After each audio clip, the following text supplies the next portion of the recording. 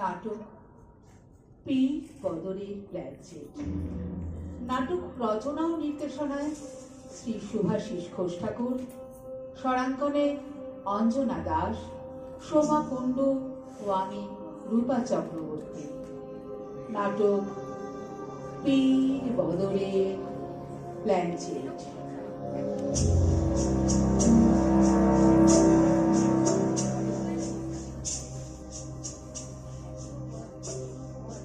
দিনের ছুটি পেতে তিনজন মিলে হঠাৎ প্ল্যান করে কেমন চলে এলাম। দারুণ বল। দুজনে এমন জোর করলে আমার মোটেই ইচ্ছে ছিল না। সেই কবে থেকে অশুভ বাড়িটা পরিত্যক্ত হয়েই পড়ে আছে। যত অন্ধবিশ্বাস আর কুসংস্কার। বাড়িটায় অশুভ ছায়া আছে জানলিটা কিভাবে? কবরখানার ঠিক পাশে বলেই বাড়িটায় ভূতেদের জবরদখল নাকি?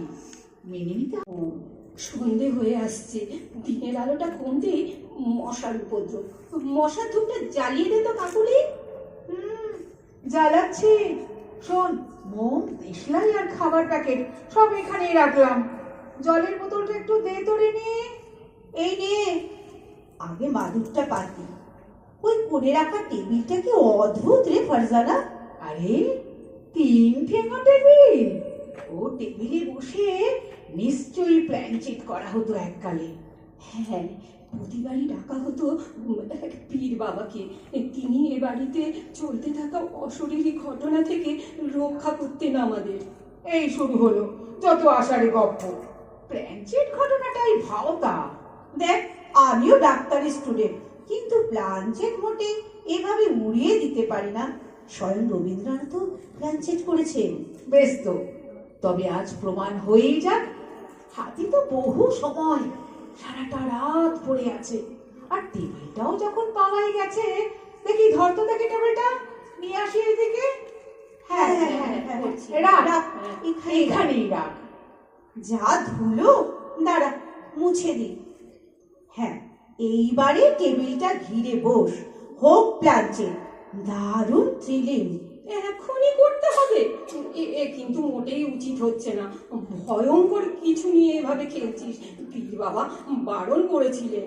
আরে, এটা তো জাস্ট একটা ফান টাইম পাসিং গেম। বসতো দেখি। আজ বরং আমরা সেই পীর বাবাকেই ডাকি। বেশ বেশ, চোখ বন্ধ করো সবাই, এবারে ডাকো। পীর বাবা, পীর বাবা,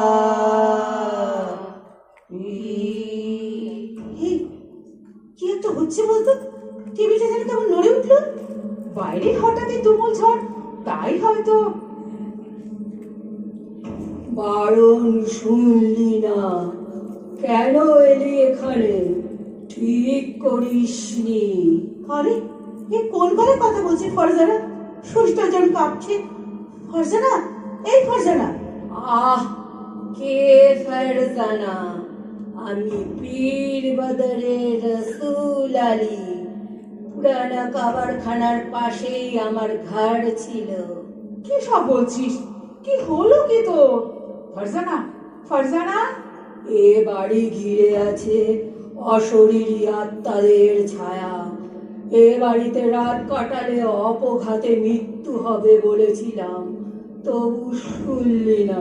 বেশ বেশ, রাত কেটে সকালটা হোক, আমরা চলে যাব। আজ অমাবস্যা, চাঁদ উঠবে না আকাশে। অশুভ আত্মারা কাবার ছেড়ে উঠে আসবে নিকাশ অন্ধকারে। জীবন্ত মানুষের খোঁজে তারা হানা দেবে। সাবধান। ফরজানার শরীরটা কেমন কাঁপছে। এ কি, ওর গায়ে তো বেশ জ্বর। এক্ষুনি মাথায় জল দিতে হবে। দেখি, বোতলটা আন। মোমগুলো যে নিভে এলো প্রায়।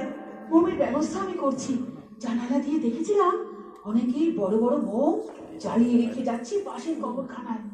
এই ঝড় বাতাসে সেগুলো নিশ্চয় নিভে গেছে। তার থেকে কয়েকটা তুলে আনলে হবে। দাঁড়া, আমি যাচ্ছি। এই মাঝ রাতে ওই নির্জন ভয়ঙ্কর কবরখানায় একদম না। তো কি হয়েছেটা কি? আমি যাবো আর আসবো। কাকুলি, কথা শোন, যাস না, যাস না এভাবে একা একা এই রাতে ওই কবরখানায়।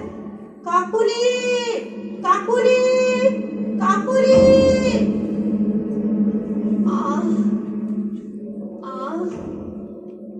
হয়েছিল আমার, খুব দুর্বল লাগছে। কাকুলি কই? যাক, তোর জ্ঞানটা ফিরেছে। কাকুলি জোর করে গেল পাশের কবরখানায় কয়েকটা মোম নিয়ে আসতে। কি বলছিস তুই? এই ঘুটঘুটে অন্ধকারে একা একা ওই অভিশপ্ত কবরখানায়? যা ডেসপারেট হোক, জানিস তো কোনো কথা কি শোনে? অমাবস্যার রাতে এই কবরস্থানে যে যায় সে আর ফিরে আসে না রে রিনি। কেন কেন যেতে দিলি ওকে? ওই তো শীতে পায়ের শব্দ। কাকুলি ফিরে এলো মনে হয়। কে? কাকুলি? আরে এই রে 3-4টে বোম আর এই টর্চটা। জামা কাপড়ে এত জল কাদা, মাথায় কপালে এত রক্তের ছাপ, কি হয়েছে তোর? কিছু না, বাইরে ঝড় বৃষ্টির দাপট পড়ে গিয়েছিলাম। আর তারপর এ বাড়িতে আসাটা আমাদেরই ভুল। আরে কোথায় যাচ্ছিস তুই আবার? বস। দরজাটা বন্ধ রাখ, মোমগুলো সব জ্বালিয়ে দে। ওই টেবিলটাকে আর ছুঁয়েও দেখিস না। এই বাড়িটা অভিশপ্ত। যত তাড়াতাড়ি পারিস এ বাড়ি ছেড়ে চলে যা। আমি আসি, ওরা ডাকছে আমায়। কে ডাকছে? কারা? কাকুলি শোন, কাকুলি! চলে গেল। শিগগির চল, ওকে ফিরিয়ে আনতেই হবে। তুইও কি পাগল হয়ে গেলি? কোথায় যাবি এই নিকষ অন্ধকারে? শুনলি না ও কি বলে গেল? দরজা বন্ধ কর, সব কটা মোম জ্বালা শিখি।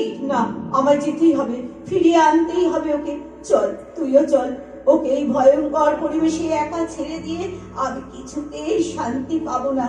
চল। কাকুলি! কাকুলি! না, কোথাও তোর কোনো সাড়া নেই। তবে কি কবরখানার ভিতরেই কোথাও? কবরখানার ভেতরেও ভুলেও পা রাখিস না এই রাতের বেলা। পীর বদরের এই কবরখানায় খুনি আত্মাদের বাস। ফর্সানা, ওই দেখ, টর্চের আলো স্পষ্ট। ও তো কাকুলি, ঘাড় মুখ গুজে কি বিভৎস ভাবে পড়ে আছে ও। রক্তে ভেসে যাচ্ছে পুরো জায়গাটা। বডিটার যা অবস্থা, ও মারা গেছে বহু আগে। এই যে তবে কাকুলি এলো, মোম আর টর্চটা দিয়ে গেল। তবে কে এসেছিল? ও নয়, ওর আত্মা। জানি না, বুঝে উঠতেই পারছি না কি করে সম্ভব। বারণ না শুনে একা একা এই কবরখানায় এসে এভাবে বেঘরে প্রাণ দিল কাকুলি। কিন্তু কে কে নিল ওর প্রাণ? কে ঘাটটা ভেঙে ওকে মেরে ফেললো এভাবে? ও এসে কি বলেছিল মনে আছে? যত তাড়াতাড়ি সম্ভব যেন আমরা এ বাড়ি ছেড়ে চলে যাই। চল, থানাটা ওইদিকে, চল আগে গিয়ে পুরো ঘটনাটা পুলিশকে জানাই। চল, কিন্তু এসেছিলাম 3 জন আর ফিরবো 2 জন। কাকুলিকে এভাবে মৃত ফেলে রেখে ও শেষবার এসেছিল, হবে তো আমাদের সতর্ক করতে, যাতে রক্ষা পাই আমরা 2 জন। তবে এমন ঘটনা আজও ঘটে। যুক্তি বুদ্ধিতে যার ব্যাখ্যা চলে না, এমন অসম্ভব, অবাস্তব, অবিশ্বাস্য ঘটনাকে আর মেনে নিতেই হয় কখনো কখনো। হয়তো আর সেসবকে মেনে নিয়েও আমাদের জীবনের পথে এগিয়ে চলতে হয়। চল। হ্যাঁ চল। চল।